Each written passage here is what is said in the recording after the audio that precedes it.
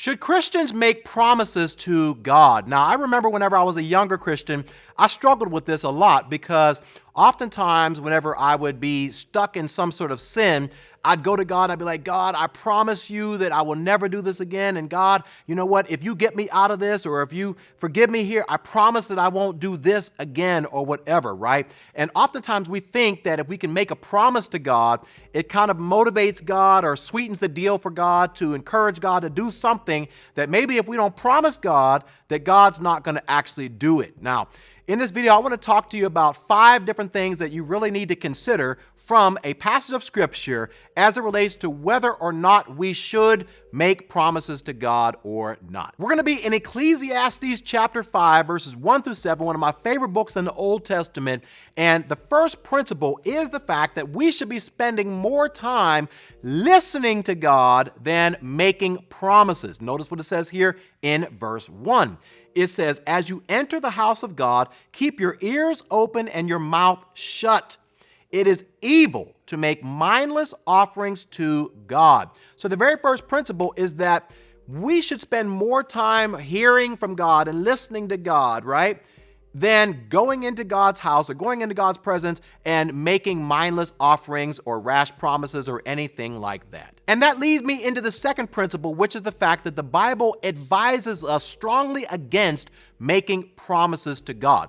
Notice what the next verse says. It says here, don't make rash promises and don't be hasty in bringing matters before God. After all, God is in heaven and you are here on earth, so let your words be few. Now, notice here that Solomon uses the word rash to modify the types of promises that we make oftentimes with God.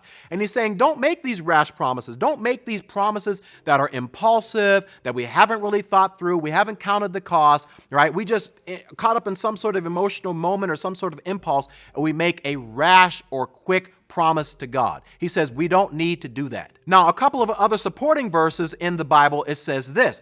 It says, however, it is not a sin to refrain from making a vow, right? Moses is basically saying, hey, you're not sinning if you don't promise. You're not sinning if you don't pledge to do this or pledge to do that or promise this. It's not a sin to refrain from making a vow. Now, elsewhere, it says this in Proverbs 20, don't trap yourself by making a, here it is, rash promise to God and only later counting the cost. He says, don't trap yourself, right? And we'll get to this in just a moment, but whenever you make a promise to God, you're trapping yourself. You're basically agreeing to God that, okay, this is something that I am going to do. And he says, don't trap yourself by making some sort of rash promise. Then James puts it like this. He says, but most of all, my brothers and sisters, never take an oath. Are you seeing the pattern here, right? It's strongly encouraging us not to do this. And then he says, by heaven or earth or anything else, just say a simple yes or no so that you will not sin and be condemned, right? So the idea here is this. If you and I make a promise to God, it seems to suggest here, and which we'll get to in just a moment, that if I don't fulfill that, I'm sinning, right? So to not trap yourself, right, as Proverbs says, just don't make the promise. Just let your yes be yes, like a yes, I will do this, or no, I will not. But don't go that extra step and make a promise to God that you may or may not be able to fulfill, which then leads me into the third principle, which is we need to realize our inability to fulfill our promises to God. Now, let's return again to this same verse, and it says this once again, don't make rash promises and don't be hasty in bringing matters before God. So let me just stop right there. He's basically saying, if you do make a promise, right, just take your time and count the cost and make sure that you've thought this thing all the way through. Now, notice what it says now. After all, God is in heaven and you are here on earth, so let your words be few. And the idea here is that God is in heaven and he is the only one that is actually able to do with 100% certainty what he said. And he's able to fulfill his promise. You and I, we are not on heaven, we are on earth, which means we are fallible. We are introducing the possibility that, you know what, we might have meant to do this. We might have had the best intentions. We may have had made a promise to do it. But at the end of the day, we do not know the future. And therefore, we are unable oftentimes to fulfill our promises that we make to other people, let alone to God. Now, James also says this. He says, look here, you who say, today or tomorrow we are going to a certain town and will stay there a year. We will do business there and make a profit. How do you know what your life will be like tomorrow? Your life is like the morning fog. It's here a little while, then it's gone. What you ought to say is, if the Lord wants us to, we will live or do this or that. So the idea that James is saying is that, you know why you and I can't really make promises to God and why it's not wise is because we don't know the future. We don't know if we're going to be in a situation where we can actually fulfill that promise. But the author of Ecclesiastes, Solomon, actually tells us what to do if we so do want to actually make a promise to God. And this is the fourth principle, and that is the fact that if you are daring enough to make a promise to God, make sure that you fulfill it quickly, right? Notice what it says here. It says, when you make a promise to God. So he's not saying this is totally wrong, right? He says, when you do make a promise to God, assuming that you are, it says here, don't delay in following through. For God takes no pleasure in fools. Keep all the promises you make to him. Now, why does it say this, right? Because we know that oftentimes we might make a promise to God and things come up, right? Let's say you promise to God you're going to give God $1,000 by the end of the year. Well, guess what?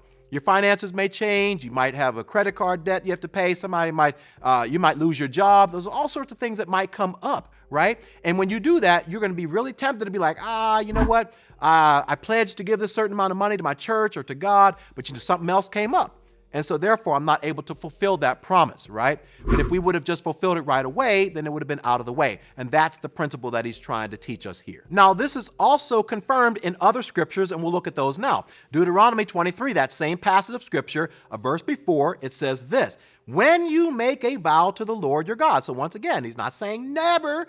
He's saying when you are, be prompt in fulfilling whatever you promised him, for the Lord your God demands that you promptly fulfill all your vows, or you will be guilty of sin. Then Solomon says, returning back to our passage of scripture, walking it all the way down verse by verse, in verse 5 it says this, it is better to say nothing than to make a promise and not keep it.